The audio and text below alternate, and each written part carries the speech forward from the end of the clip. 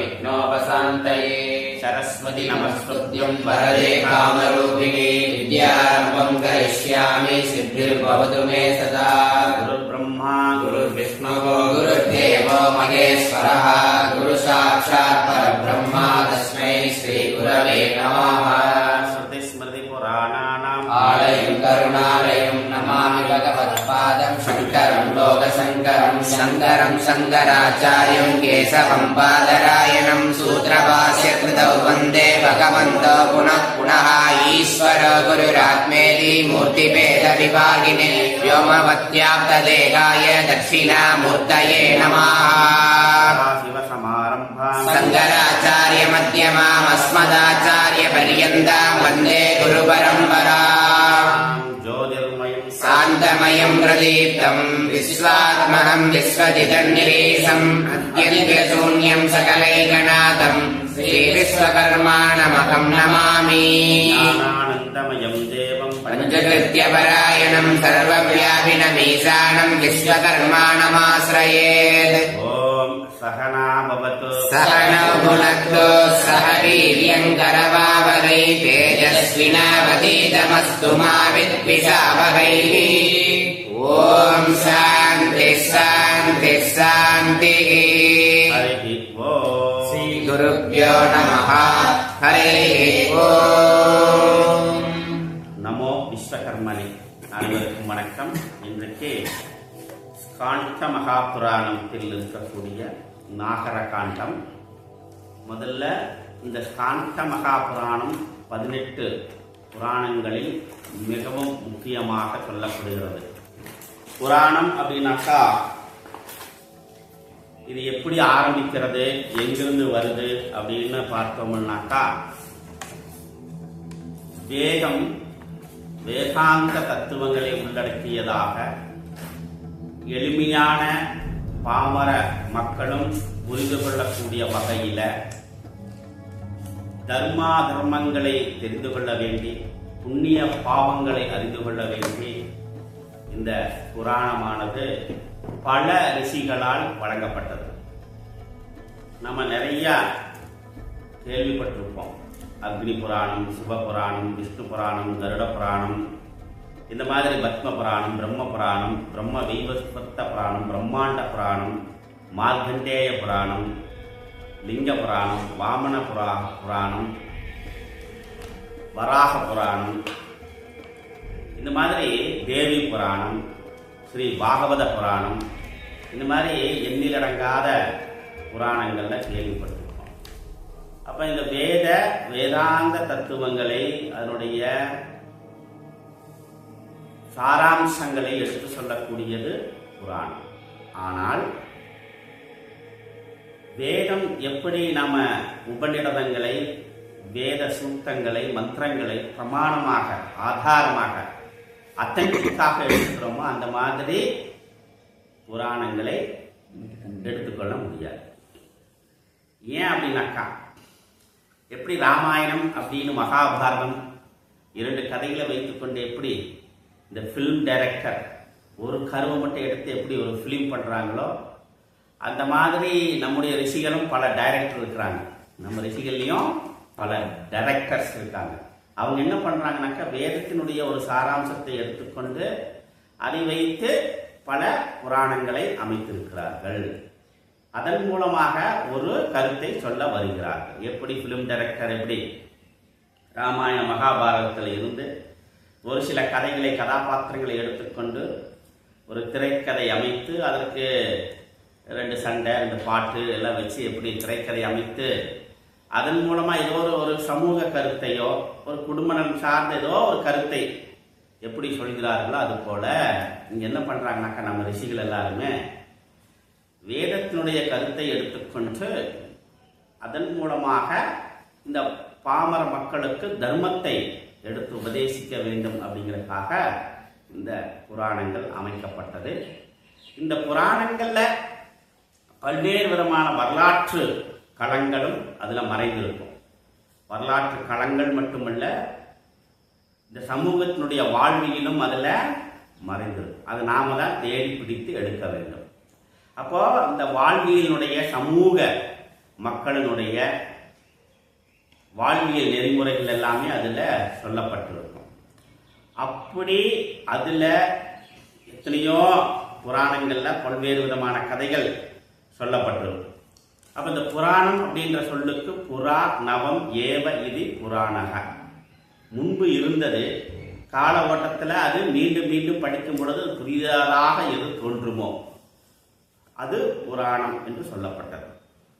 அப்படியாக நம்முடைய தர்மசாஸ்திரங்கள்ல எப்படி ஸ்மிருதி சாஸ்திரங்களுக்கு எப்படி முக்கியத்துவம் கொடுக்கின்றோமோ அது போல இந்த புராண சாஸ்திரங்களுக்கும் முக்கியத்துவம் கொடுக்கப்படுகிறது. அந்த புராணங்களை அடிப்படையாக கொண்டு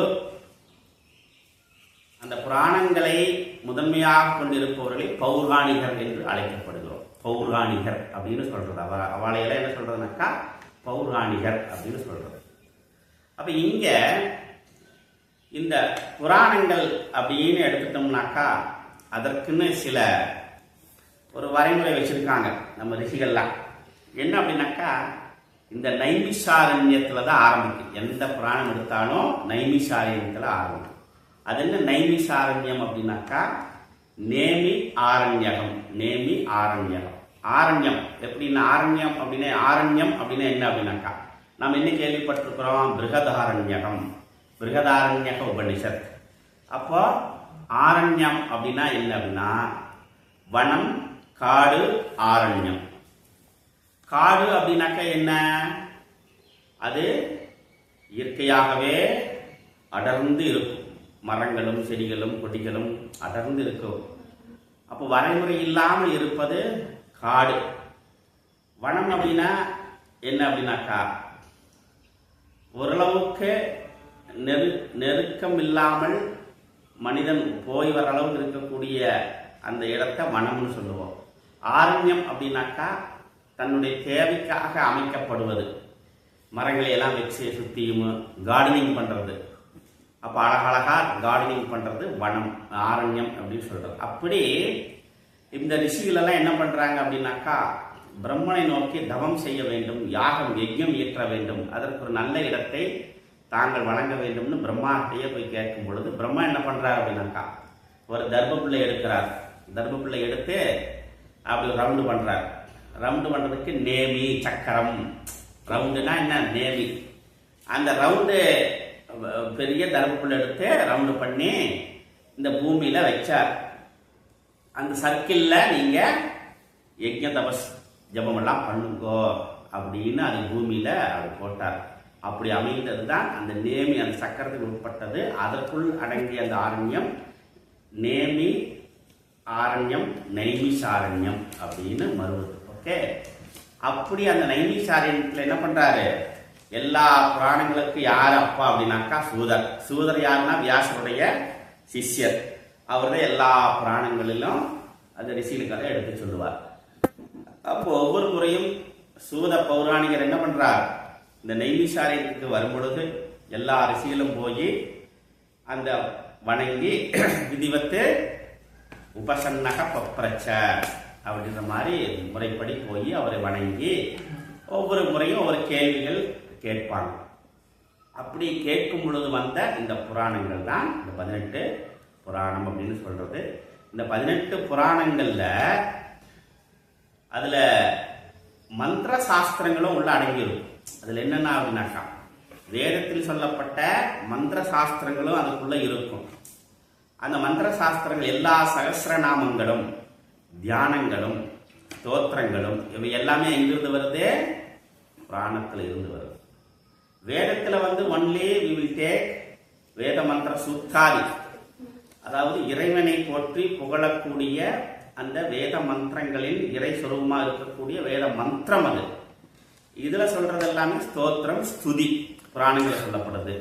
அது இல்லாம இதுல மந்திர சாஸ்திரங்கள் உள்ளடங்கி இருக்கும். ஏன்னா வேதத்தில் இருந்து எடுக்கப்பட்டு தொகுக்கப்பட்டு ரிஷிகள் வழங்கி இருப்பார்கள். அப்படியாக இப்ப நம்ம தேவி சப்தசதி சொல்றோம், தேவி மகாத்மியம் சொல்றோம் இல்லையா, சண்டி யாக வேள்விக்கு நாம. அப்ப அது எங்கிருந்து வருது அப்படின்னு பார்த்தோம்னாக்கா மார்க்கண்டேய புராணத்துல இருந்து மார்க்கண்டேய ரிஷி எடுத்து பேசுறார். அப்படி அது மந்திர சாஸ்திரமாக நம்ம எடுக்கிறோம். அது என்ன அப்படின்னாக்கா, ஒரு ராஜா தன்னுடைய ராஜ்ய பரிபாலனம் வெற்றியடைய வேண்டுமேயானால் அவர் என்ன பண்ணணும்னாக்கா சகஸ்ர சண்டி, சண்டியாக வேள்வி அது பண்ணுனா கண்டிப்பா ஜெயம் உண்டாகும். எப்படி தேவி சும்பன் சண்டமுண்டன் மகிஷாசுரன் மர்தனம் பண்ணாங்களோ அந்த மாதிரி அந்த அரசனுக்கு அவ்வளவு அந்த ஆற்றலும் வலிமையும் வரும் அப்படின்றதுக்காக அந்த சண்டியாக வேள்வி எல்லாம் பண்ணுவோம் ராஜ்ய பரிபாலனம் செய்வதற்கு. அதே போல எதிரிகளை, அதே போல துஷ்ட சக்திகளை விரட்டுவதற்கு, காரிய அனுகூலம் ஜெயப்பிராப்தி உண்டாவதற்கு இதெல்லாம் சண்டி ஹோமம் சொல்லுவோம். அதுலேயும் குறிப்பா என்ன அப்படின்னாக்கா களவு சகஸ்ர சண்டி விநாயகம் அப்படிங்கிறது வாக்கியம், அதாவது ஸ்மிருதி வாக்கியம். கலியுகத்துல சண்டியும் மகா கணபதி இந்த இருவரையும் வணங்கினால் உடனடியாக பலன் தருவதாக சொல்லப்படுகிறது ஸ்மிருதி தர்மசாஸ்திரங்கள்ல. களவு சண்டி விநாயகம் அப்படிங்கிறது வாக்கியம். களவு சண்டி விநாயகர். கலியுகத்தில சண்டி மற்றும் விநாயகர் இருவருடைய வழிபாடு மிகவும் முக்கியம். அவர்களை வழிபட்டால் கலியுகத்தில் உடனடியாக பலனை பெறலாம். இதெல்லாம் புராண சாஸ்திரங்களில் சொல்லப்பட்டிருக்கக்கூடிய முக்கியமான அந்த மந்திர சாஸ்திரங்கள்ல இருக்கக்கூடிய பலன் உத்தேசித்து சீக்கிரமாக பலனை பெற வேண்டுமேயானால் இதெல்லாம் செய்யணும் அப்படின்றது. அப்போ இங்க இந்த 18 புராணங்கள்ல நாம இது என்னன்னாக்கா ஒவ்வொரு புராணங்களும் பார்த்தீங்கன்னா மினிமம் ஒரு 20,000 30,000 ஸ்லோகங்களை உள்ளடக்கியது. மினிமம் 30-40 இருக்கும். அதிகமா 22,000 25,000 30,000 ஸ்லோகங்களை உள்ளடக்கியது. ஒரு ஸ்லோகத்துக்கு 2 லைன். அப்போ 32னா 64,000 வரிகள் வந்துடும். அதுல இந்த ஸ்காந்த மகா புராணம் அப்படின்னாக்கா இதுல உப புராணங்கள் 18ன்னு பார்த்தோம். அதாவது பிரதானமாக இருக்கக்கூடிய புராணங்கள் 18, அதுல உப புராணங்கள் 18, அதனைத் தொடர்ந்து உப புராணங்கள் 18, மொத்தம் 54 புராணங்கள் இருக்கிறது. இதுல எப்ப படிக்கிறதுனாக்கா ஒவ்வொன்றிலே 30-40 ஸ்லோகங்கள் படிச்சா என்ன ஆகும்னாக்கா ஒரு நம்முடைய அந்த பிரெயின்ல என்ன ஆகும், ஒரு விதமான புதிய படைப்பை உருவாக்கக்கூடிய ஆற்றல் அது உருவாக்கி கொடுக்கும். அது படிக்க படிக்க படிக்க என்ன ஆகும், நமக்கு எதுக்கு மகாபாரத ராமாயணத்தை திரும்ப திரும்ப படிக்கிறாங்கனாக்கா அது படிக்க படிக்க என்ன ஆகுனாக்கா ஒரு புதுவிதமான ஒரு கருத்தை, ஒரு புரட்சிகரமான ஒரு கருத்தை நம்ம எண்ணங்களில் நம்முடைய மனதில் அது உதயமாக அது என்ன பண்ணும், ஹேதுவா இருக்கும். அது ஒரு விதையாக இருக்கும். அதற்காக திரும்ப திரும்ப அதை படிக்க படிக்க என்ன ஆகும்னாக்கா வெவ்வேறு கோணங்கள்ல நாம அதை அறிந்து கொள்ள முடியும். அப்படி இங்க நம்ம இந்த புராணங்கள்ல படிக்க படிக்க என்ன ஆகுனாக்கா கிரியேட்டிவிட்டி நம்ம மனசுல நம்முடைய அறிவில அது பெருகும். அதுக்கு தான் அந்த காலத்துல எல்லாம் நமக்கு என்ன அப்படின்னாக்கா, அந்த காலத்துல நமக்கு என்ன, இப்ப நம்ம போறோமே என்ன என்ஜாய்மெண்ட் என்ன சொல்றது, அதுக்கு இந்த டிவி பார்க்கறது, சீரியல் பார்க்கறது, மாலுக்கு போறது, சினிமா படம் பார்க்கறது, என்டர்டைன்மெண்ட். கரெக்ட். இந்த என்டர்டைன்மெண்ட் நமக்கு எப்ப கிடைக்கிறது, அந்த காலத்துல புராணங்கள். அந்த காலத்துல என்ன பண்ணுவாங்க, இந்த புராணம் சொல்றதுக்கு நிறைய பேரு இருக்காங்க.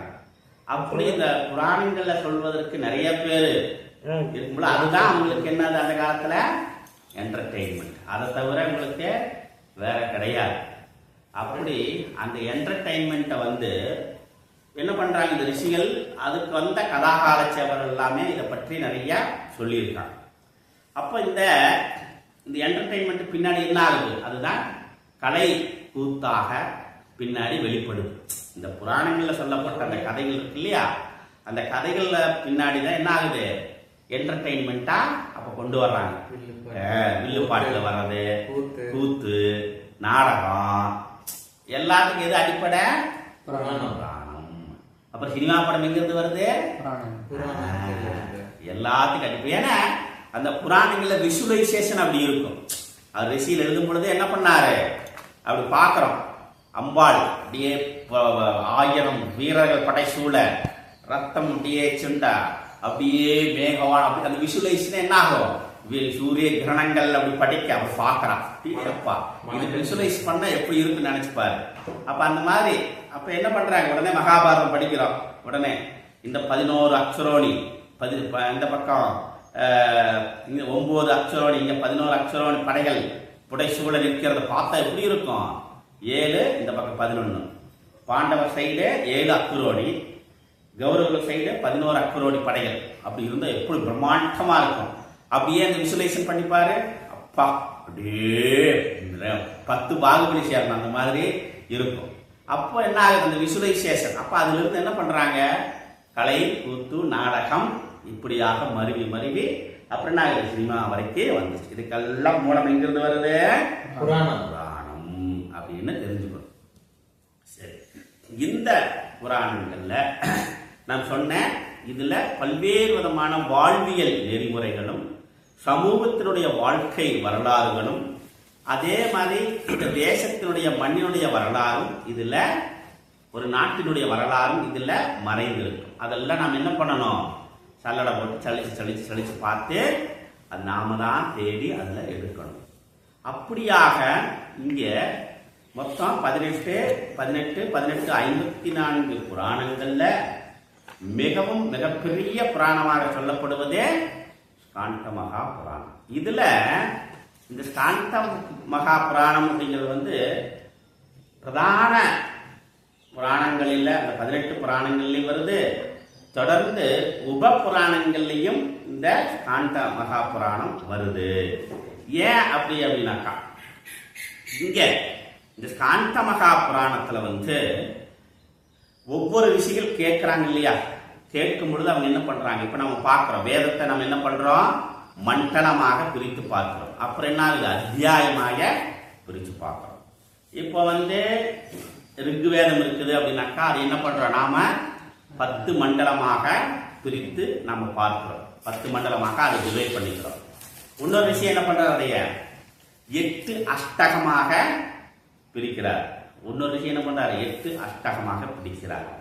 அப்ப இது என்ன பண்றதுதான் இந்த சாகை அப்படின்னு சொல்றோம். அப்போ ஒவ்வொரு ரிஷிகள் என்ன பண்ணுவாங்க, அந்த வேத மந்திரங்களை ஒரு ரிஷியிடம் எடுத்து ரிசீவ் பண்ணிட்டு தன்னுடைய ரிஷிகளுக்கு கொடுக்கும் பொழுது என்ன பண்ணுவாங்க, அந்த போர்ஷனை இவரு இந்த மாதிரி அதை பேட்டர்னை பிரிச்சு அப்படி கொடுப்பார். எப்படி சொல்றது அப்படின்னாக்கா, இப்போ ஒரு வேதத்தை எடுத்துக்கிறாங்க, ஒரு கருத்தை எடுத்துக்கிட்டாங்க. எடுத்துக்கிட்டு இன்னைக்கு நம்ம வாழ்வியல் நம்ம இன்னைக்கு பிரத்யட்சமா நம்ம பார்க்கிறோம். இந்த வேத கருத்தை எடுத்துக்கொண்டு ஒவ்வொருத்தர் என்ன பண்றாங்க, ஒவ்வொரு விஷன்ல அவங்க எஜுகேட் பண்றாங்க, உபன்யாசம் பண்றாங்க. பட் அதுதான் முழுமையானது அப்படின்னாக்கா அப்படி முழுமையானதுன்னு சொல்ல முடியாது. அது எடுத்துக்கொண்டு ஒரு பார்ட்ஸை ஒரு போர்ஷனை அப்ப அந்த மாதிரியான ஒரு உருவாக்கத்தை கருவாக்கத்தை உருவாக்கி என்ன பண்றாங்க, தன்னுடைய சிஷ்ய பாரம்பரியத்தை உருவாக்குவார்கள்.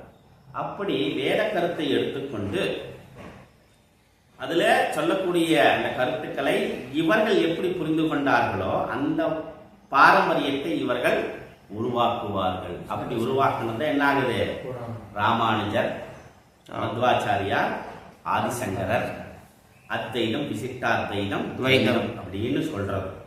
அப்படி இந்த கொள்கைகளை அடிப்படையாக கொண்டு எப்படி இந்த டிவிஷன், அந்த டிவிஷன்ல வச்சு அது ஒரு பாரம்பரியமாவே உருவாகிறது. அதுதான் கருத்து. அதை முதன்மையான கருத்தாக கொண்டு அவர்கள் இந்த பாரம்பரிய சிஷ்ய பாரம்பரியமா அந்த மரபு போயிட்டே இருக்கும். இங்க இது எப்படி அப்படின்னாக்கா, அந்த வேதத்தினுடைய அந்த தொன்மையான அந்த கருத்து மாறாமல் மழுவாம அந்த உட்கருத்தை அப்படியே எடுத்துக்கொண்டு அந்த வேதங்களை அப்படியே கொண்டு அந்த வேதத்தை என்ன பண்ணுவாங்கனாக்கா 8 இது 10 மண்டலம், 8 அஷ்டகம். என்ன பண்ணுவாங்க அப்படின்னா 10 மண்டலத்தில் வரக்கூடிய இந்த சுக்காதிகளை 8 அஷ்டகத்தில் அவங்க சுருக்கி கொடுத்துருவாங்க. இதே மாதிரிதான் கிருஷ்ணயஜுர்வேதம், சுக்லயஜுர்வேதம், சாமவேதம், அதர்வண வேதம் இப்படி வந்ததான் ஒவ்வொரு ரிஷிகளும் என்ன பண்றாங்க, அந்தந்த ரிஷிகள் அந்தந்த போர்ஷனை அவரவர்கள் அந்த பாரம்பரியத்தை கொடுத்தார்கள். அப்ப இது என்ன அப்படின்னாக்கா, இது அதுல அப்படியே உள்ள போக போக அது நமக்கு புரிய ஆரம்பிக்கும். அந்த மாதிரி இங்க என்ன பண்றாரு அப்படின்னாக்கா, ஸ்காந்த மகா புராணத்தில் கேட்ட அந்த ரிஷிகள் எல்லாம் என்ன பண்றாங்கன்னாக்கா, பின்னாடி வந்த இந்த ஸ்காந்த மகா புராணத்துல முதல்ல 7 காண்டமாக பிரிக்கிறாங்க. முதல்ல என்ன பண்றாங்க, 7 காண்டமா பிரிக்கிறாங்க. இந்த 7 காண்டத்துல 80,000க்கும் மேற்பட்ட ஸ்லோகங்கள் உள்ளடக்கியது இந்த 7 காண்டமாக பிரித்த காண்ட மகாபுராணம். அது என்ன அப்படின்னாக்கா, மகேஸ்வர காண்டம்.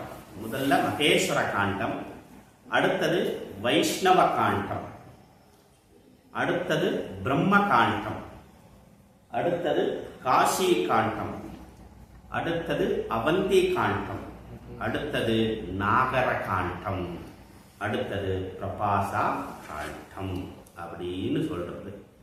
இந்த மாகேஸ்வர காண்டம் அப்படின்னாக்கா இது பரமேஸ்வரன் பரமேஸ்வரி சண்முகனுடைய வரலாறு, பிறப்பு, இது எல்லாம் எடுத்து பேசுவது. அதுல எல்லாமே வந்துடும். பரமேஸ்வரனுடைய எல்லா கஷேத்திரங்களுடைய மகிமை, கைலாயத்தினுடைய மகிமை, அம்பாளுடைய மகிமை, சண்முக பிறப்பு, இதெல்லாம் அந்த மாகேஸ்வர காண்டத்துல வந்துடும். ஏன்னா இது மிகப்பெரிய ஒரு தொகுப்பு. இந்த தொகுப்புல பல ஆராய்ச்சியாளர் என்ன பண்றாங்கன்னாக்கா, இத்தா பெரிய ஸ்லோகங்கள்ல என்ன மொத்தமே 18 புராணங்களுக்கு மொத்தம் 4 லட்சம் ஸ்லோகம். 4 லட்சம் ஸ்லோகங்கள். 18 புராணத்துல 4 லட்சம் ஸ்லோகம். இந்த 4 லட்சம் ஸ்லோகங்கள்ல 1/4 பங்கு இந்த காண்ட மகா புராணமே எடுத்துக்கிச்சு. 1 லட்சம் ஸ்லோகங்களே உள்ளடக்கியது. நினைச்சு பாரு, இந்த காலத்துல யாராவது செய்ய முடியுமா அப்படின்னாக்கா ஒருத்தரும் முடியாது. நினைச்சும் கூட பார்க்க முடியாது.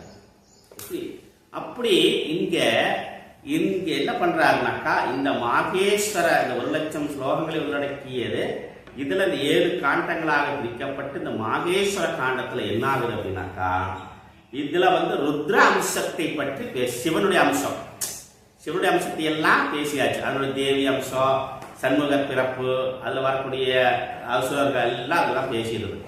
அடுத்தது வைஷ்ணவ காண்டம். இதுல என்னன்னாக்கா விஷ்ணுவை பற்றியதான எல்லாமே சொல்லப்படுது. பத்ரிநாத், அம்பாள் மகாலட்சுமியுடைய சொரூபம், விஷ்ணுடைய சொரூபம், அவர் எப்படி ஹயக்ரீவர ஆனாரு, அப்புறம் அதுல வரக்கூடிய இந்த பத்மங்கள் அதெல்லாமே அதுலயே பேசியாச்சு. இது வைஷ்ணவ காண்டம். அப்ப இந்த மாகேஸ்வர காண்டம் அப்படின்னாக்கா இதுல பல்வேறு விதமான உட்பிரிவுகள் இருக்கும். இந்த மாகேஸ்வர காண்டத்துல என்ன அப்படின்னா பல்வேறு விதமான உட்பிரிவுகள், ஒவ்வொரு அதாவது கிளை கதைகள் அப்படின்னு சொல்றது. அதுல நிறைய அந்த மாகேஸ்வர காண்டத்துல பல்வேறு அத்தியாயங்கள்லாம் பிரிக்கப்பட்டிருக்கு. அதே மாதிரி வைஷ்ணவ காண்டம் அப்படி பிரிக்கப்பட்டிருக்கிறது. அதே மாதிரி அடுத்ததாக பிரம்ம காண்டம். இதுல என்னென்ன விஷயம் சொல்லுது அப்படின்னாக்கா, இந்த பிரம்ம காண்டத்துல சேது மகாத்மியத்தை பற்றியும், தர்மாரண்ய மகாத்மியம், சாதுர்மாசிய மகாத்மியம், பிரம்மோத்தர காண்டம் அப்படின்னு 4 அத்தியாயங்களாக பிரிக்கப்பட்டு அதுல நம்ம பிரசித்தமா இப்ப பேசுறோமே சாதுர்மாசிய விரதம், அது யாரு கடைபிடிக்கணும், எப்படி கடைபிடிக்கணும், அந்த விரதத்தை எப்படி கை கொள்ள வேண்டும் அப்படின்னு இந்த சாதுர்மாசி விரதம் யார் கை கொள்வது? எதிகள் சன்னியாசிகள். இந்த சாதுர்மாசி விரதத்தை நம்ம எப்படி கடைபிடிக்க வேண்டும் அப்படின்னு அந்த தாத்பரியத்தை, அந்த மகாத்மியத்தை எடுத்து அந்த மகிமையை எடுத்து பேசுவது, இதெல்லாம் பிரம்மகாண்டத்துல உள்ளடக்கியது. இந்த அடுத்தது காசி காண்டம். இந்த காசி காண்டம் அப்படிங்கிறது 2ஆ பிரிக்கிறாங்க. பூர்வார்த்தம், உத்தரார்த்தம்னு பிரிச்சு அதுலதான் காசியினுடைய மகத்துவம், காசியினுடைய பெருமை, அங்க தேவியும் பார்வதியும் எழுந்தருளி அங்க பலகாலம் அவர்கள் அங்க தங்கி அந்த கஷேத்திரத்துல, அதுல நம்ம எங்கிருந்து வந்தோம் அப்படிங்கறதையே மறந்து அந்த கஷேத்திரத்திலேயே அந்த பார்வதி பரமேஸ்வரன் தங்கிடுறாங்க. அப்ப அந்த காசி கஷேத்திர கங்கையினுடைய மகிமை, அங்க இருக்கக்கூடிய காசி விஸ்வநாதனுடைய மகிமை எல்லாம் அந்த காசி காண்டத்துல பேசப்படுகிறது. அதுல காசி காண்டத்துல தேவசில்பி விஸ்வகர்மாகிட்ட பரமேஸ்வரன் கேட்கிறார், இங்க ஒரு விஸ்வகர்மேஸ்வரா ஆலயத்தை நிர்மாணம் பண்ணணும் அப்படின்னு. அப்ப அவர் என்ன பண்றாரு, அவர் தான் அந்த ஆலயத்தை நிர்மாணம் பண்ணி என்ன பண்றாரு, அந்த விஸ்வகர்மேஸ்வரனை லிங்க சுரூபமாக அவரு பிரதிஷ்டை. அப்புறம் அந்த என்ன பண்ணா, கிட்டத்தட்ட 1008 லிங்கத்தை அவர் பிரதிஷ்டை செய்திருக்கிறார். விஸ்வகர்மேஸ்வரன் லிங்கோத்மனாக வைத்து அவர் வழிபாடு பண்றார். யாரு? பரமசிவன். புரியுது இல்ல?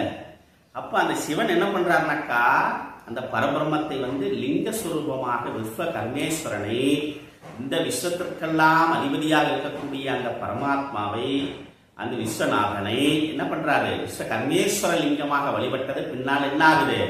விஸ்வநாதனாக புரியுதா? அப்ப விஸ்வத்திற்கே நாதமாக விளங்கக்கூடியவன் விஸ்வநாதன். விஸ்வத்தை எவன் செய்தானோ அவன் விஸ்வகர்மன். அப்ப விஸ்வகர்ம லிங்கேஸ்வரன். அப்ப அதை பதைய பிரதிஷ்டை பண்ணது யாரு? தேவசிற்பி விஸ்வகர்மா. அந்த பரபிரம்மா விஸ்வகர்மா, விஸ்வகர்ம பரபிரம்மத்தை அங்கே ஸ்தாபிதம் பண்ணுறது, நிர்மாணம் பண்ணுறது, வழிபட்டது யாரு? சிவன். அப்படியாக அந்த மகோன்னதமான அந்த காசியினுடைய மகத்துவம், காசியில அந்த கங்கையினுடைய மகத்துவம் எல்லாம் அந்த காசி காண்டத்துல பேசப்பட்டிருக்கும்.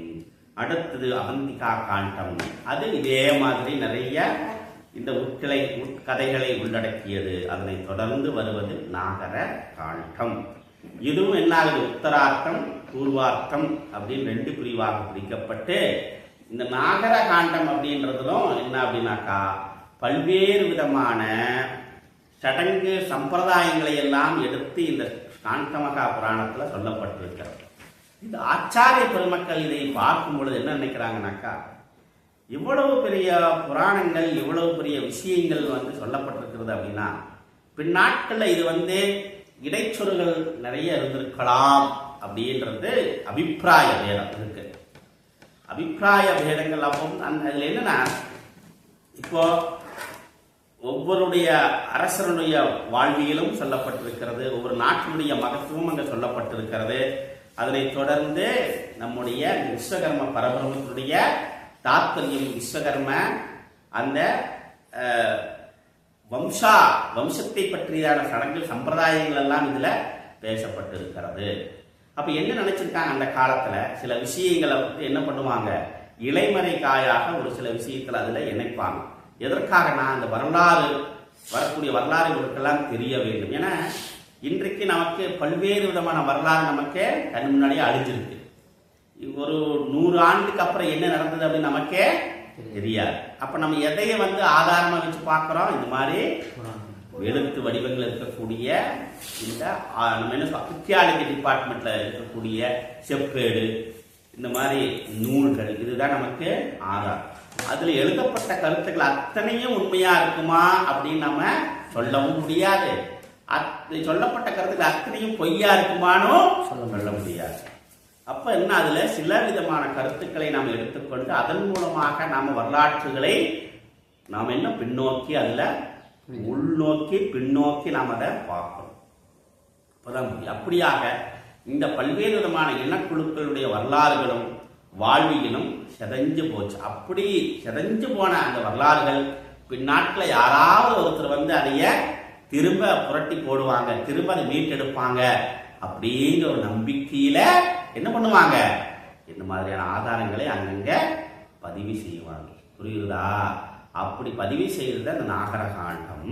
இந்த நாகர காண்டத்துல பரமேஸ்வரன் சண்முகன் கேட்க, முதல்ல பார்வதி தேவி கேட்க, பிறகு சண்முகர் கேட்க பரமசிவன் அருளியது இந்த நாகர காண்டத்தில் சொல்லப்பட்ட அனைத்து கருத்துக்களும். இந்த கருத்துக்கள் அப்ப அந்த ரிஷிகளால் சில நேரத்தில் இதுக்கு நமக்கு பிரமாணம் அப்படின்னு பார்த்தோம்னாக்கா மூல கிரந்தங்கள்ல எங்கேயும் தேடின வரைக்கே கிடையாது. அப்ப இங்க இந்த நாகர காண்டம் என்று சொல்லக்கூடிய இந்த விஸ்வகர்மா வம்சா வழியினுடைய வாழ்வியலை எடுத்து சொல்லக்கூடிய இந்த நாகர காண்டம் இன்றைக்கு நமக்கு அதிகமா எங்கே கிடைக்கல இல்லை. ஏன்னா வரக்கூடிய காலகட்டத்தில் இதை நம்முடைய சந்ததிகள் பாதுகாக்க இதை தவறிவிட்டார்கள் அப்படின்னு தான் சொல்லணும். அப்படியாக இது தெலுங்கு தேசத்துல ரொம்ப நாளா இது புழக்கத்தில் இருந்து இது என்ன பண்றாரு நம்முடைய தெய்வசிகாமணி ஆச்சாரியார் அந்த காலத்துல விஸ்வபிராமண வம்ச பிரகாசிகா அப்படிங்கிற அந்த கிரந்தத்திற்கு அந்த நூல் எழுதும் பொழுது இதை பிரமாணமாக எடுத்து காட்டியிருக்கிறார். அதே மாதிரி நம்முடைய ஆந்திர தேசத்தில் இருக்கக்கூடிய நாகேஸ்வர ராவ், பாரத ரத்னா விருது பெற்ற நாகேஸ்வர ராவ் என்ன பண்றாரு, அவரு தான் அந்த ஆந்திர பாஷையில் இருக்கக்கூடிய அந்த விஷயத்தை உற்று நோக்கி அவர் இந்த நாகரகாண்டம் காண்ட மகாபுராணத்துக்கு நாகரகாண்டத்தை தொகுத்திருக்கிறார். அப்ப இந்த தொகுப்பு ஆனது இன்றைக்கு வெளியில் எங்கேயும் இல்லை. ஆனால் தொகுப்பானது நமக்கு முக்கியமானது. ஆனால் கால ஓட்டத்தில் காணாம போயிருச்சு. அப்ப நாம் என்ன பண்ணோம்? இந்த வரலாற்று இந்த சிதைவு நாம பாதுகாக்காதனால இந்த பொக்கிஷத்தை இழந்துட்டு இன்னைக்கு என்ன பண்றோம் தெரியல அதை பத்தி. அப்ப ஏதோ ஒரு காலத்துல ஏதோ ஒரு அவங்க நேரத்துல இந்த மாதிரியான ஒரு கிரந்தத்தை தொகுத்து அவர்கள் ஏதோ பின்னாடி வரக்கூடிய சந்ததிகள் கண்டிப்பா அதை பயன்படுத்துவாங்க. இதன் மூலமாக அந்த சிதைந்து போன அந்த இனத்தினுடைய மகத்துவம் மாண்பு வெளிப்படும் அப்படின்றதுதான் இங்க முக்கியமான கருத்து. அதனாலதான் இப்படி இடைச்சொல்களா அங்கங்க பதிய வச்சிருக்காங்க. அப்படி இல்லை அப்படின்னாக்கா இதுல நமக்கு கிடைக்க வாய்ப்பு இல்லை. அப்படி நம்ம தேடும் பொழுது எத்தனையோ விஷயங்கள் அதுல நீங்க நிறைய புத்தகங்களை தீயில ஓட்டு எரிச்சதை பார்த்துருக்குறோம், தண்ணியில விட்டதை பார்த்துருக்குறோம், எவ்வளவோ பிரமாணங்கள் ஆதாரங்கள்லாம் காணாம போகுது. அப்படி ஒண்ணு காணாம போனதுதான் இதுல எல்லாம் இருக்கும். அவந்தி காண்டம் வரைக்கும் நாகர காண்டத்தை மட்டும் தேடுனா கிடைக்காது, இன்னைக்கு இல்லை. அடுத்தது பிரபாசா காண்டம். இந்த 7 காண்டங்களை உள்ளடக்கியது காண்ட மகாபுராணம். இது காண்டமாக பிரிக்கப்பட்டது. அடுத்தது இந்த காண்ட புராணத்தை என்ன பண்றாங்க அப்படின்னாக்கா 6 சம்ஹிதைகளாக பிரிக்கிறாங்க. இது ஒரு பாட்டு. இனி அடுத்தது சொல்ல போறது அடுத்த பாட்டு. இது என்ன பண்றாங்கன்னா 6 சம்ஹிதைகளாக பிரிக்கிறாங்க. அந்த 6 சம்ஹிதை அப்படிங்கிறது சங்கர சம்ஹிதை, சனத்வார சம்ஹிதை, சூத சம்ஹிதை, வைஷ்ணவ சம்ஹிதை, பிரம்ம சம்ஹிதை, சௌர சம்ஹிதை.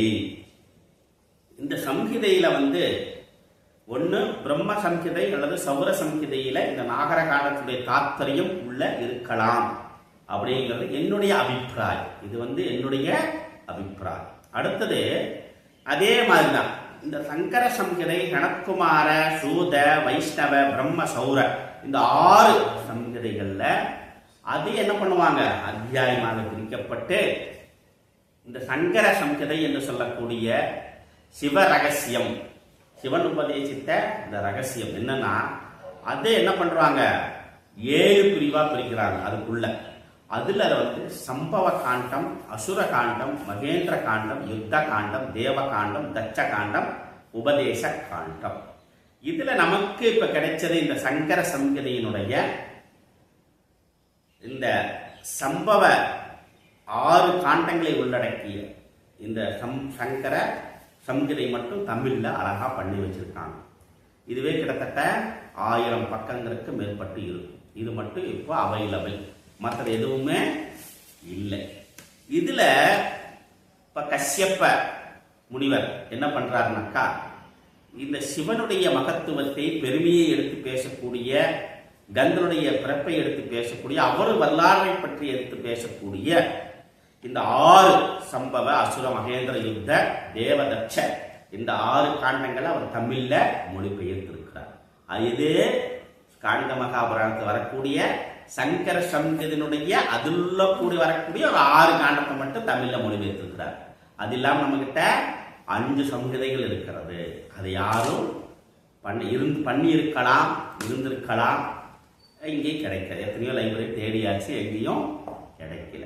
இப்ப இதுவரைக்கும் நமக்கு இந்த காண்ட மகாபுராணம் அந்த 6 சம்ஹிதைகளாக பிரிக்கப்பட்டு அதுல 1,00,000 ஸ்லோகங்கள் உள்ளடக்கி இருக்கிறது. சரி, கந்தம்ம புராணம்ங்கிறது அது கச்சியப்ப முனிவர், அது தமிழ் ஆகுறதுனால கந்த புராணம். ஓகே, கந்த புராணம், காந்த மகாபுராணம், காந்த புராணம், தமிழ்ல கந்த புராணம். அது என்ன பண்ற சிவாச்சாரியார் கச்சியப்ப முனிவர் என்ன பண்றாருனாக்கா முருகனுடைய பிரசித்தமாக பேசக்கூடிய அவருடைய பிறப்பு, வாழ்க்கை, அது போர், அதை பற்றியதான மட்டும் எடுத்து கந்தனுடைய பெருமையை எடுத்து சொல்லக்கூடிய அந்த பகுதிகளை மட்டும் எடுத்து தமிழ்ல மொழிபெயர்த்திருக்கிறார். அதுலேயே காசி காண்டம் வருது. அப்புறம் அது மட்டும் இல்லாம இந்த கந்த புராணத்தில் இருக்கக்கூடிய இந்த காசி காண்டம் அப்படின்னு சொல்லக்கூடிய அந்த மகத்துவம் அதை என்ன பண்றாருன்னா அதிவீரராம பாண்டியன் அவர் என்ன பண்றார், ராஜவாளை பக்கத்தில் இருக்கக்கூடிய அதிவீர ராம பாண்டியன். தமிழ்ல வந்து ரொம்ப புலமை பெற்ற அரசன். அவர் என்ன பண்றாருனாக்கா, அவர் எழுதியிருக்கிறார் இந்த காசி காண்டம் அப்படின்னு நூல் எழுதியிருக்கிறார்.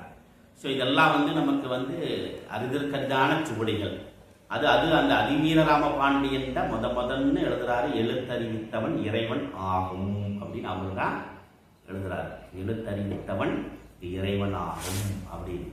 அப்படி அவர் எழுதின வந்து நிறைய நூல்கள் எழுதியிருக்கிறார். அதுல பிரசித்தமானது சாமுத்திரிகா லட்சணம் நூல். சாமுத்திரிகா லட்சணம் அது அதிவீரராமன் எழுதின சாமுத்திரிகா லட்சணம் என்ன அப்படின்னாக்கா, ஒரு மனிதனுடைய உருவ அமைப்பை பார்த்து இவன் இந்த மாதிரி கேரக்டர் அப்படின்னு அவர் எழுதியிருக்கிறார். ஆணும் பெண்ணும், இவனுக்கு மூக்கு இப்படி இருந்தா இப்படி இருப்பான், காது இப்படி இருந்தா இப்படி இருப்பான், கை இப்படி இருந்தா இப்படி இருப்பான், இந்த மாதிரி இருப்பவனுக்கு இவன் இப்படி இருப்பான், இந்த மாதிரி கேரக்டர் அவன் இப்படி இருப்பான் அப்படின்னு இந்த அங்க லட்சணங்களை வைத்துக்கொண்டு அவர் எழுதியிருக்கிறார். அப்ப அந்த மாதிரி ரொம்ப பிரசித்தமான சாமுத்திரிகா லட்சண நூலை அவர் அதிவீரராமன் நிறைய நூல் எழுதியிருக்கிறார் தமிழ்ல. அந்த மாதிரி அவரும் இந்த காசி காண்டத்துடைய மகத்துவத்தை பற்றி எழுதியிருக்கிறார். கச்சியப்ப முனிவரும் எழுதியிருக்கிறார். இதெல்லாம் வந்து அதுல நாம எடுக்கக்கூடிய ஒவ்வொரு ஒரு டிராப் மாதிரி அது எல்லாமே. சரி, இது வந்து மிகப்பெரிய ஒரு கடல். இந்த கடல்ல நாம் என்ன பண்றோம், இப்ப இந்த நாகர காண்டம் நைமிசாரண்யத்துல என்ன பண்றாரு, சூத முனிவர் எழுந்துகிறார். அப்ப அவர்கிட்ட வந்து இந்த விஷயத்தை எல்லாம் கேட்கிறார்கள். இதுல நாம் என்ன பண்றோம், இந்த நாகர காண்டம் அதுலயும் வந்து இந்த நம்முடைய நாகேஸ்வர ராவ் அவர் எழுதிய பீடப்பட்டி நாகேஸ்வர ராவ் மகோமகோபாத்தியாய ராஷ்டிரபதி சன்மான விபூஷித பீடப்பதி நாகேஸ்வர ராவ் காண்ட புராண அந்தர்கத நாகர கண்டம். நாகர காண்டம் அதுல இப்ப நாம் என்ன பண்றோம் அப்படின்னாக்கா, முதல் அத்தியாயத்துல வந்து சூத முனிவர் வருகிறார்கள், நைமிஷாரண்யத்துல வர்றாங்க, கேட்கிறாங்க, அது அப்படி பேசுது, இறைவனுடைய அதெல்லாம் சொல்லிட்டு வருகிறார்கள். அப்ப அதுல வந்து சிருஷ்டி தத்துவத்தை பற்றி எல்லோரும் கேட்கிறார்கள். எல்லா ரிஷிகளும் என்ன பண்றாங்க, சிருஷ்டி தத்துவத்தை கேட்கும் பொழுது அதுல நாம இந்த நாகர காண்டத்துல இப்ப என்ன பண்றோம் அப்படின்னாக்கா, செலக்டட் இது நிறைய இருக்கிறது. இதுக்கு வந்து நேரங்காலமெல்லாம் வந்து அவ்வளவு சீக்கிரம் நமக்கு இருக்குமா அப்படின்னு எல்லாம் தெரியல. ஏன்னா அவ்வளவு இருக்கு இதுல. இது எடுத்தோம்னா கிட்டத்தட்ட 2 வருஷம் ஓடும் போல, அவ்வளவு விஷயங்கள் உள்ள இருக்கு. ஸோ நாம் என்ன பண்றோம் அப்படின்னாக்கா, முக்கியமான செலக்டட் போர்ஷனை மட்டும் நாம் இப்ப இதை எடுத்துக்கொண்டு இதுல சொல்லக்கூடிய கருத்துக்களை, ஏன்னா இது வந்து இது நாள் வரைக்கும் இதை பற்றி யாரும் பேசல, யாரும் சொல்லல. அதுவும் பிரமாணமாக இருக்கிறது, அதுவும் ஒரு புத்தகத்தினுடைய வரி வடிவமாகத்தான் இருக்குதே தவிர இதை வந்து ஒரு அத்தன்டிக்கா எடுத்து யாரும் இது நாள் வரைக்கும் பேசல. எத்தனையோ புராண உபன்யாசம் கேட்டிருப்போம், எத்தனையோ பேர் அதை பத்தி சொல்லியிருப்பாங்க. சிவபுராணம், விஷ்ணு புராணம், மகாபாரதம், பாகவதம் கதையெல்லாம் கேட்டிருப்போம். இந்த காண்ட மகாபுராணத்துல நாகர காண்டம் அப்படின்றது வந்து இந்த விஸ்வகர்மாவனுடைய கீர்த்தியை பேசுது. முதல்ல விஸ்வகர்மானா யாரு, ஹூ இஸ் விஸ்வகர்மா. அப்ப வேதத்துல சொல்றது, ஏசதேவோ விஸ்வகர்மா மகாத்மா சதா ஜனானாம் ஹிருதயே சன்னிவிஷ்டக கிருதா மனிஷா மனசா விகிருத்தக ஏதத்துது அமிர்தாஸ்தே பவந்தி அப்படின்னு வேதம் சொல்றது. எயுமா விஸ்வா புவனானி ஜுக்த த்ரிசீர்கோதா விசாசாதா பிதானக ஆசிஷோ திருவிதமிச்சமான பரமச்சதோ வரஹாவிவேஷ அப்படின்னு வேத ருக்வேதம் யஜுர்வேதம் அப்படியெல்லாம் புகழக்கூடிய அந்த விஸ்வகர்ம பரபிரம்மத்தை பற்றி சங்கரர் என்ன சொல்றார் அப்படின்றத ஆரம்பிக்கிறார். இதுல கைலாச நிர்மிதஞ்சாவி வைகுண்ட பத லட்சணம் பிரம்மலோக பரிமாணாம் விவஸ்ய பத நிர்ணயம் வர்ஷாணாம் அபிசப்தானாம் சிம்சுமாரபதே ததா நவ பிரஜாபதீனாஞ்ச சதுர்தச மனூனாமபி வசூனாமஷ்டவிதாம் செய்வ துவாதசாதித்ய சம்பவம் ஏகாதசானாம் ருத்ராணாம் உற்பத்தி கால நிர்ணயம் கிருதத்ரேதா தோபாரஞ்ச கலியுகோ சமுத்பவம் தேவாம் மனு மானுஷ வர்ஷாணாம் கல்பாந்தர விகல்பனா லோகாதீனாம் சுபஸ்தானாம் ஆயுர்வேதாதி சம்பவம் ததா சாமுத்ரிகாணாஞ்ச பூஷணானாம் விதிர்விதிகி படத்வஜப தாபகானாம் சத்ராச்ச பரலக்ஷணம் தேவாலய விதானாஞ்ச பிரகார பிரக்ரியாமபி உபயானாம் சதுர்ணாஞ்சம் ததைவ வாக நிர்ணயம் சப்தஸ்வர விகல்பஞ்ச வாத்திய வேத விசுருத்பணம் அத்தியாத்ம வித்ய சித்தாந்தம் ததா ஜீவாத்ம லக்ஷணம். இங்க ரிஷிகள் கேட்டுக்கொண்டதற்கு இணங்க இந்த கைலாச வைகுண்ட பிரம்ம ஏகாதசருத்திர துவாதச ஆதித்ய அப்புறம் அஷ்டவசுக்கள் அப்புறம் பிரம்மா விஷ்ணு ருத்ரன் இந்த மாதிரி அஸ்வினி தேவர்கள் இந்தவர்கள் எல்லாம் உற்பத்தி கிரமமாக இருக்கக்கூடிய கால நிர்ணயங்கள் கால தர்மங்களும் அப்புறம் திரேதாயுகம் கிருதயுகம் துவோபாரயுகம் கலியுகம் யுக தர்மங்களையும் எல்லாம் எப்படி எங்கிருந்து ஆரம்பிக்கப்பட்டது அப்படின்றத இங்க கேட்கிறாங்க. அதுல கர்த்தாவை ஜகதாம் சர்வம் நிருபாசிரிய ரூபக இச்சாயாதஸ்தி சாலோக்கியம் ஞாதாஞாதம் மனீஷிபிகி தத் சர்வம் ப்ரூகி தன்வேன தத்வேன சங்கரம் பிராணநாதமே ஏவம் பப்ரச்ச கிரீஜா கிருஷ்டகாச சங்கரஸ்யாக்யம் அனுக்கிரமேன தத் சர்வம் ஆக்யாதும் உபச்சக்ரமே. சங்கர உவாச்ச. இப்ப என்ன சொல்றார் சங்கரர்? ஆரம்பிக்கிறார். ஸ்ருணுதேவி மகாபாக குக்யா குக்யதரம் மகத்து இதம் புண்ணிய பிரபாவத்யம் ஸ்ரோத்ருணாமபி முக்திதம். இப்ப இதற்கு நான் சொல்றேன் கேளு தேவி. இதை கேட்ட மாத்திரத்துல என்ன ஆகும்? உனக்கு முக்தி கிடைக்கக்கூடிய அளவுக்கு இந்த ரகசியமான குக்யா குக்யதரம் அப்படின்னா ரகசியத்திலும் ரகசியமானது. இதை நீ கேட்பாயாக. தர்மார்த்த காம மோக்ஷான சாதகம் சர்வ காமதம். இங்க எல்லா கர்மங்களும் எதற்காக அப்படின்னாக்கா தர்மார்த்த காம மோட்சத்திற்காகத்தான் இங்கு சொல்லப்பட்ட அனைத்து கர்மங்களும் நீங்க செய்யப்படுகிறது. அது எதற்காகனாக்கா முக்திற்காக. இந்த 4 புருஷார்த்தங்களை அடைவதற்காகத்தான் இங்கு அனைத்து கர்மங்களும் செய்யப்படுகிறது. சர்வ சௌக்கியப்பிரதம் நிருணா புராணா விஸ்வகர்மணா. விஸ்வகர்மணக சாதுர்ய துரீணஸ்ய மகாத்மனக பிரபஞ்ச ரச்சனா சில்பி அதிபூர்ணஸ்ய சம்மதம் மனசா நிர்மிதம் புரா கோபுராட்டால காணிவை. எப்படி? அப்ப இங்க என்ன சொல்றது கருத்து?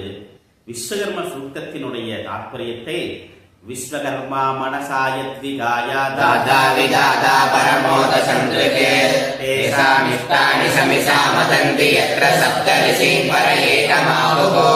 இப்ப சிருஷ்டி பண்ணும் பொழுது விஸ்வகர்மா மனசா யத்விகாய மனசா. இப்ப மனத்தை என்ன பண்றாரு? மனதினால் சங்கல்பத்தினால் இந்த சிருஷ்டியானது படைக்கப்பட்டது.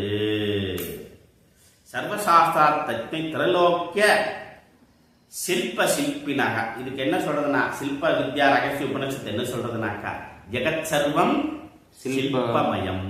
ஜெகத் சர்வம் சில்பமயம். சில்பம்னா என்ன அப்படின்னு முதல்ல தெரியும். சில்பம்னா என்ன அப்படின்னா படைப்பு. ஒரு படைப்பை படைப்பதற்கு முன்பாக அந்த படைப்பு எங்கு படைக்கப்படுகிறது?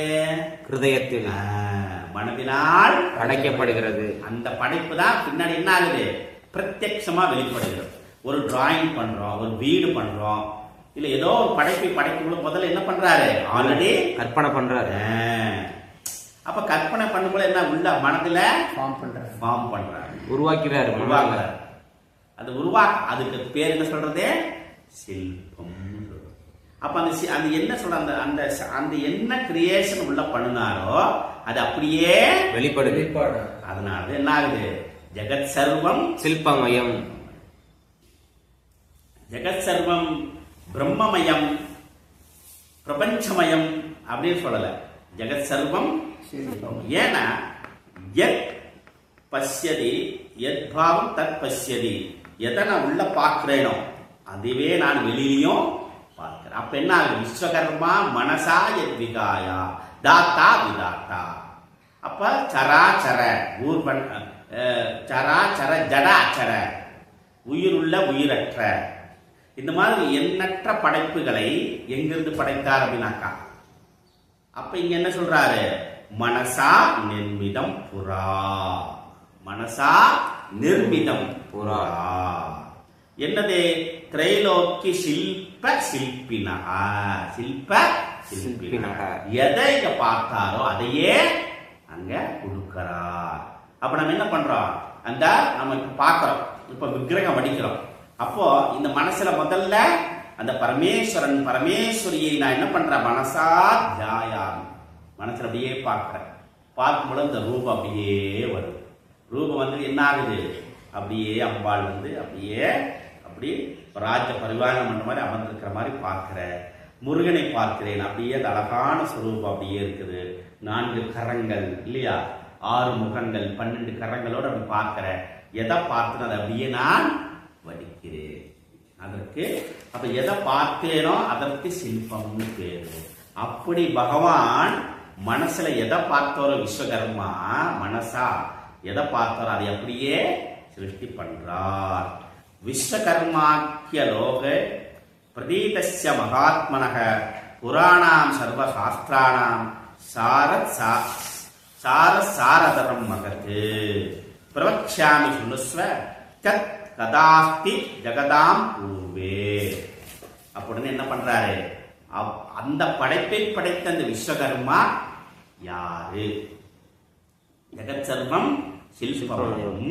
அந்த படைப்பை படைத்தவர் யாரு? அவர் எப்படிப்பட்டவர் அப்படின்னாக்கா, ந பூமிர் நச்சலம் செய்வ நதேஜோ நச்சவாயவக நச்ச பிரம்மாச்ச விஷ்ணுச்ச நச்ச கிரக தாரகாக சர்வசூன்ய நிராலம்பே விஸ்வகர்மா ஜெகத்பதிஹி அப்படின்னு சங்கரர் உவாச்ச. சங்கரர் சொல்றார் என்னன்னாக்கா, நான் பூமி நச்சலம் செய்வ, பூமி இல்ல, ஜலம் இல்ல, அப்புறம் தேஜகா, தேஜனா அக்னி இல்ல, நச்ச வாயவக வாயுவும் இல்ல, நச்ச பிரம்மா விஷ்ணுச்ச கிரக தாரகாகா, விஷ்ணுவும் கிடையாது, கிரகங்களும் கிடையாது, சந்திர சூரிய நட்சத்திரங்கள் எதுவும் இல்லாமல் சர்வசூன்ய நிராலம்ப, அந்த சர்வசூன்ய நிராலம்ப சுரூபமாக இதற்கெல்லாம் விஸ்வகர்மா ஜெகத்பதிக்கு.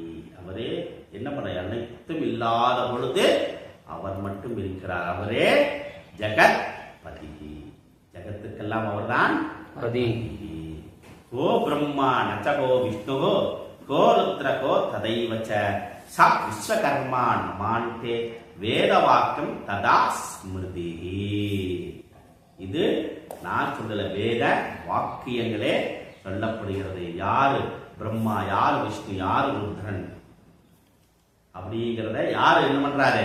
விஸ்வகர்மா நாமான்தே. அவருதான் என்ன பண்றாரு? இப்ப என்ன எங்க போனோம்? விஸ்வகர்மா சொல்லிட்டோம். விஸ்வகர்மா நாமதாரி யோ தேவானாம் நாமதாரி ஏக ஏவ நாமதாரி ஏக ஏவ தம் சம்பிரஸ்னம் புவனாயம் யன்யா த ஆயஜந்த த்ரவிணம் சமஸ்மாதசய பூர்வே தரிதாரோ ந பூனா அசூர்தா சூர்தா ரஜசோ விமானே பூதானி சமக்ரன்வன்னிமானி நதம் விதாதயதிதம் ஜஜானான் யத்யுஸ்மாகமந்தரம் பவாதி ேன ப்ராவ்ருதா ஜல்பயா சாதுர்பமுக்தசா சச்சரந்தி பரோ திவா பரயேனா பிருதிவ்யா யுகாயதே கர்கஸ்வித்கல்பம் பிரதமம் தத்ர ஆபோ. விஸ்வகர்மா மனசாயத்தி விதாதா பரமோத சந்திரகே தேசாமிஷ்டானி சமிசா மதந்தி யத்ர சப்த ரிஷி பர ஏகமாபோ பிதா ஜனிதா யோ விதாதா யோ ந சதா அப்யாசஜ்ஜான யோ தேவானாம் நாமதா ஏக ஏவ தம் சம்பிரஸ்னம் புவனாயன் யன்யா யோ தேவானாம் நாமதாரி யோ தேவானாம் நாமதா.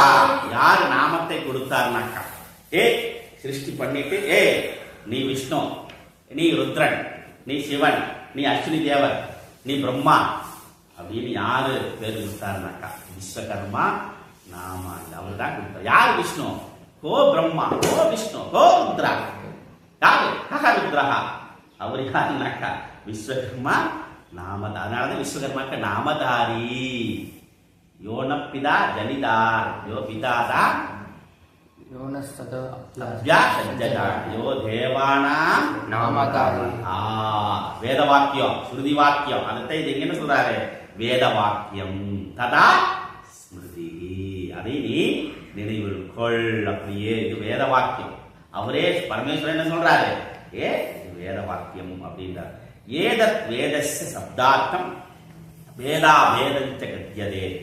இது ஸ்காண்ட புராணே நாகரகாண்டே விஸ்வகர்மோபாக்கியானே தேவி பிரஷ்னனோ நாம பிரதமோ அத்தியாய. இந்த முதல் அத்தியாயம் இப்படி நிறைவு பெறுகிறது. அப்போ விஸ்வகர்மா ஜெகத்பதிகி, இந்த பூமியும் ஜலமும் வாயு அக்னி இல்லாத பொழுதும், பிரம்மா விஷ்ணு கிரக தாரகர் சந்திர சூரிய கிரகங்கள் எதுவும் இல்லாத பொழுது சர்வசூன்ய நிராலம்பமாக சத்தியம் ஞானம் அனந்தம் பிரம்மஸ்வரூபமாக இருந்த விஸ்வகர்மா இருந்தார். அதுவே என்ன சொல்லுவார்? சதேவ சக்தி மிதமக்ர ஆசீத் அப்படின்னு தைத்திரோபனிஷத் வாக்கியம். அப்ப இந்த உலகம் முழுவதும் சத் ஏவ. சத்துனா என்னது? திரிகால அபாத்தியம், 3 காலங்களிலும் அழியாமல் மாறாமல் இருக்கிறதோ அது சத்து. அந்த சத்தாக விஸ்வகர்மா ஜெகத்பதி இருந்தார். அப்படின்னு அடுத்து 2வது அத்தியாயம் ஈஸ்வர உவாச்ச. அதுல என்ன பண்றாருனாக்கா, சுணுதேவி யதா நியாயம் புராணம் கதயாம்யகம் விஸ்வகர்மா மகாபாகோ லோகானாம் ஹித காரணாத் ஜகத் உற்பத்தி கிருத்யாதி சகார ததா புரா ததாபி தஸ்ய லோகானாம் ஹித காரணமுத்தமம் கைலாச விஸ்வமத்யே விஸ்வசம்போ பிரதிஷ்டிதः விஸ்வாதாரஸ்வரூபேந்து விஸ்வகண்டஸ்வஸ்திதம் விஸ்வாதாரகுணைர்யுக்தः விஸ்வகிருத்தமனோ யதா விஸ்வஜோதி பரம் மூலே விஸ்வஞானஞ்ச கந்தரே விஸ்வஜானம் ததா மௌலிஹி விஸ்வஜோதிஷ்ச வர்த்திஷோ விஸ்வஜோதிகதம் சக்ரம் விஸ்வாதீதச்ச மானசம் விஸ்வமூலாதாரைச்சைவ விஸ்வேஷ்டி சக்ரநாடிஷோ விஸ்வாதார ஜகத்யோனிகி கைலாசே மேருமண்டரே ஹேமராஜ்யதவர்ணானாம் பத்மாரகத சம்பிரபம் சந்திரார்க்கம் விஸ்வநயனௌ அக்னிஸ்தான கர்ப்பவதே சேஷசரணரூபேண அஷ்டவிக்ரக்ரவத் பாபுகான் திஷ்டா சத்துபுஜோ யஸ்ய சுபாசுபசமன்விதாம் புவனேஸ்வரநாம்னாஞ்ச மோதிதம் மேருமந்திரம் தன்மேரு சிகரே ரம்யே ரத்னசாணி விராஜிதே சர்வவல்லீசுராநதாக சர்வபூஜசுரத்ருமாக சஞ்சீவி சர்வமூலாக நரா சர்வத்ர தேவதாக அபத்ராணேன வித்யந்தே சுகஸ்பர்சரசோத்தரः நிர்ஜராபகதே தத்ர சத்யோதிருதசமன்விதாः ஜோதிபாசன சம்யுக்த ஜோதிஸ்திரண சமன்விதாக. இப்படியே சொல்லிட்டு வந்து கடைசியில ருத்ர ஏகாதசோர்யுக்தம் துவாதசாதித்ய சேவிதம் வஸ்வஸ்காச சமாதீனம் நவபிரம்ம நிசேவிதம். இந்த மாதிரி சிருஷ்டியை பற்றி அப்படியே பேசிட்டு வர்றார். பேசிட்டு வரும் பொழுது இந்த ஜெகத்புத்தி காரண காரியத்தை காரணமாக இருப்பது பிரம்மா, விஸ்வகர்ம பரபிரம்மா. அவருடைய காரியமாக வருவது இந்த ஏகாதச துவாதச ருத்ரர்கள், ஆதித்யர்கள், அஸ்வினி தேவர்கள் மற்றும் தேவர்கள். இந்த மாதிரி நிறைய இந்த சிருஷ்டியை பற்றி பேசிக்கிட்டே வர்றாங்க. அதுல நவபிரம்மா, அப்புறம் ருத்ர ஏகாதச துவாதச ஆதித்ய, இது மாதிரி நிறைய இந்த சிருஷ்டி கிரமத்தை எல்லாம் பேசிட்டு இவரெல்லாம் படைத்தவர் விஸ்வகர்மா அப்படின்னு சொல்றாரு. இது அப்படி நிறைய அப்படி வருது. இதை கேட்டிருந்த சண்முகருக்கு உடனே அம்மா சொல்றாரு பார்வதி பரமேஸ்வரனுக்கு நடந்த சம்பாஷணை. அப்போ உடனே அஷ்டாதச புராணைச்சே வித்யாபி சர்வ சம்பவைஹே மகாதேவம் உமாகாந்தம் சர்வலோகைகநாயகம் சிம்காசனகதம் தேவம் பார்வதி சகிதம் விபும் சண்முகஸ்தத்ர நமஸ்கிருத்ய விஜ்ஞாபன மதாகரோத். விஜ்ஞாபனம் அதாகரோத். இப்போ பாரு, இப்போ பார்வதி பரமேஸ்வரனுக்கு சம்பாஷணம் நடக்கக்கூடிய இடத்துல பார்வதி சகிதம் விபும் சண்முகஸ்தத்ர நமஸ்கிருத்ய. உடனே அங்க என்ன பண்றார் சண்முகன் வந்து நமஸ்காரம் பண்ணிட்டு விஜ்ஞாபனம். விஜ்ஞாபனம் என்ன? ஒரு விஜ்ஞாபனம், எனக்கு ஒரு கேள்வி, எனக்கு ஒரு சந்தேகம் அப்படின்னு விஜ்ஞாபனம் பண்றார். விஜ்ஞாபனம் எதா எப்படி விதிவத்து உபசன்னஹ. அப்போ சண்முக உவாச்ச தேவ தேவ மகாசே மகேஷான தேவேச ஜகதாம்பதே த்ரைலோக்யஸ்ய ரசக்ஞஸ்ய ஸ்ரீபாதாம் பிரணமாம்யகம் சர்வதேவபதிம் வந்தே விஸ்வோஸ்பத்தி ச காரணம் கிம் வேதம் தமகம் வந்தே போதார்த்தம் ஞான காரணம் மம ஞான நிமித்தம் வை மம கர்ம க்ஷயார்த்தகம் மம முத்ருத்யத்தமிதம் தத்வம் ப்ரூஹி மே பரமேஸ்வர. ஏ பரமேஸ்வரா, ஜகதாம்பதி தேவதேவ மகேஷ மகா ஈசான தேவேச தேவதேவ மகா ஈசான தேவேச ஜகதாம்பதே, ஜகத்திற்கெல்லாம் மரியாத விளங்கக்கூடிய மகேஸ்வரா, திரைலோகேஸ்வர சக்தி ஸ்ரீ பாதம் பிரணமாம், என்னுடைய பாதத்தை நான் வணங்கி ஒரு விஞ்ஞாபனம் பண்றேன். என்ன அப்படின்னாக்கா சர்வ தேவபதி வந்தே விஸ்வோத்பத்தி காரணம், எனக்கு இந்த விஸ்வ உற்பத்தியினுடைய அந்த காரணத்தை எனக்கு நீங்கள் சொல்லணும். கிம்பேதம் தம்மகம் வந்தே போதார்த்தம் ஞானம். இந்த இதுல இருக்கக்கூடிய இந்த ஜெகத் உற்பத்தி காரணத்தில் இருக்கக்கூடிய அந்த வேதத்தை நான் அறிந்து கொள்ளக்கூடிய வகையில அந்த ஞானத்தை நீங்கள் எனக்கு எது காரணமாக இருக்கிற, எது ஞான காரணமாக போதார்த்தம் நான் தெரிந்து கொள்ளும் பொருட்டு மம அஜ்ஞான மம ஞான நிமித்தம் வை மம கர்ம தயார்த்தகம், என்னுடைய அஜ்ஞானத்தை போக்கும் பொருட்டும் ஞானத்தை பெறும் பொருட்டும் எனக்கு நீங்கள் இந்த தத்துவத்தை இதம் தத்துவம் குருகிமே, இந்த தத்துவத்தை எனக்கு பரமேஸ்வரா எனக்கு எடுத்து சொல்லுங்க அப்படின்னு சொல்றாரு. அப்படி சொல்லும் பொழுது அதாதசம் பிரவக்ஷாமி யத்வயா பரசோதிதம் தத்சர்வம் ஈ சமாசேன ஸ்ரூயதே ஸ்ருணு சண்முக. ஏ சண்முகா, நன்னா கேளப்பா, நான் சொல்றேன். அதாதக சம்பிரவக்ஷாமி, அதை நான் அதாதக அதை பற்றி நான் உனக்கு சொல்கிறேன். தத் சர்வம் நீ சமாசேன ஸ்ரூயதே ஸ்ருணு சண்முக. ஏ சண்முகா, நீ சந்தேகம் இல்லாம நீ கேட்டு தெரிந்து கொள். சாதகானாம் ஹிதார்த்தாய முக்தி புக்தி பிரதாயகம். சாதகன் என்று கேட்பவனுக்கு என்ன ஆகுது? முக்தி கிடைக்கும். புக்தி பிரதாயகம், புக்தி கிடைக்க கேட்பவருக்கு கிடைக்கும், கேட்பவருக்கு எல்லாம் கிடைக்கும். விஸ்வகர்மாய விஞ்ஞானம் விஞ்ஞானம் ஸ்ருதி சதுர்சம் சராட்சரம் சமுத்ருத்ய தத்துவ சஞ்ஞானகி கதாம் தகஸ்ர கிரந்த சம்யுக்தம் சர்வஞான சமாசம் குஹ்யாத் குஹ்யதரம் தத்ர சர்வசாஸ்திர சமுத்ருதம் சூக்ஷ்மாத் சூக்ஷ்மதரம் செய்வ சராஸ் சராதரம் ததா அப்ரகீகாசம் இதம் தத்ர தந்திர ரகஸ்ய துர்லபம். இது துர்லபம் அப்பா, கிடைக்காதப்பா, யாரும் சொல்லாதப்பா, அதையும் நானும் சொல்றேனப்பா. இது துர்லபம் அப்பா, இது யாருக்கும் கிடைக்காதப்பா, இது யாராலும் சொல்லப்படாததப்பா அப்படின்னு நானும் சொல்றேன். பரமேஸ்வரன் அதையே சொல்றாரு. யாருகிட்ட? சண்முகர்கிட்ட. நான் யாருகிட்ட சொல்றேன்? எங்க கிட்ட சொல்றேன். அதே பரமேஸ்வரன் சண்முகர்கிட்ட சொல்றார். அப்போ அப்ரதீகாசம் இதம் தந்திர ரகசியம் துர்லபம் விஸ்வகர்மார்த்தகம் சாஸ்திரம் சங்கேபாத்யத்யதேதுனா விஸ்வகர்ம ஸ்வரூபேன பிரபூதோ பரம பிரபு தன்மூர்த்தி லட்சணம் வக்ஷே சுமனா சுனு சண்முகா. இந்த லட்சணத்தை நான் சொல்றேன், விஸ்வகர்மானுடைய லட்சணத்தை சொல்றேன். இப்ப கேடு அப்படின்றார். விஸ்வகர்மானுடைய லட்சணத்தை சொல்றேன், கேட்டுக்கோ அப்படின்றார். ஜோதிர்மயம் சாந்தமயம் பிரதீப்தம் விஸ்வாத்மகம் விஸ்வபரம் நிரீசம் அத்யந்த சூன்யம் சகலைகநாதம் ஸ்ரீ விஸ்வகர்மாணமகம் நமாமி.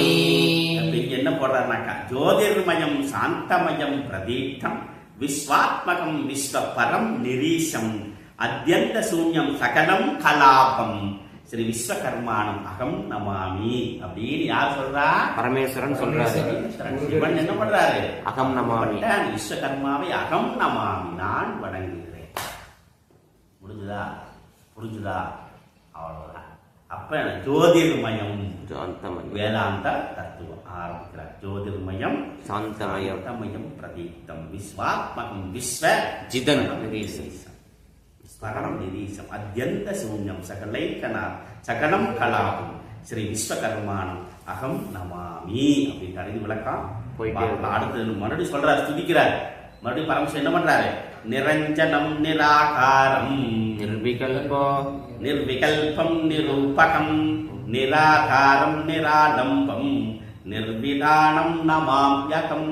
நான் இப்படிப்பட்ட நிரஞ்சனம் நிராகாரம் நிர்விகல்பம் நிரூபகம் நிராகாரம் நிராடம்பம் நிர்விதானம் நமாம்யகம். நான் அந்த விஸ்வகர்ம பரபிரம்மத்தை நான் வணங்குகிறேன்.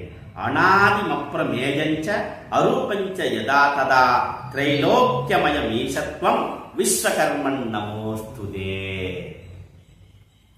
விஸ்வாய விஸ்வரூபாய விஸ்வபீஜாய நமஹ நமோ விஸ்வாத்மபோதாய விஸ்வகர்மன் நமோஸ்துதே. நமோஸ்து விஸ்வவியாபாரின் நமோ விஸ்வ விசாரிணே நமோ நந்த விதானாய நமஸ்தே விஸ்வகர்மனே. விஸ்வாய விஸ்வரூபாய நமஸ்தே விஸ்வமூர்த்தயே விஸ்வமாத்ரு பிதாரூப விஸ்வகர்மன் நமோஸ்துதே. விஸ்வமங்கல மாங்கல்ய நமஸ்தே விஸ்வகர்மனே.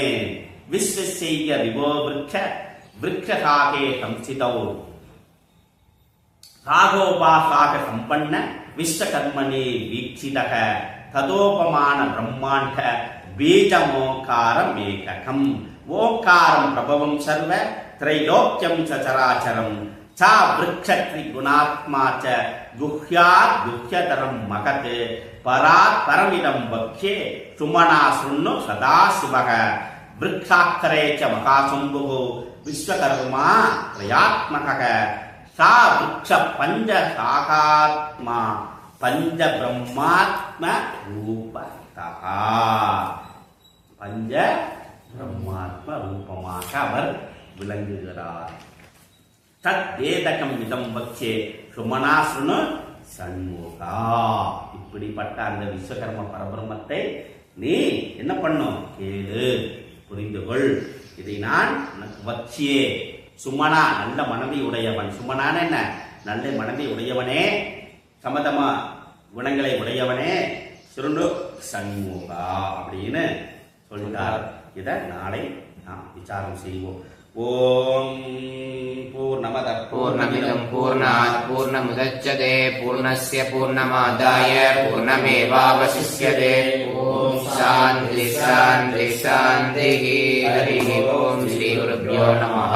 ஹரி ஓம். இது அப்படியே எழுதிட்டீங்கன்னா இது இது பண்ணி ஸ்தோத்திரம் ஸ்துதி விஸ்வகர்மா பூஜை பண்ணையில இது அப்படியே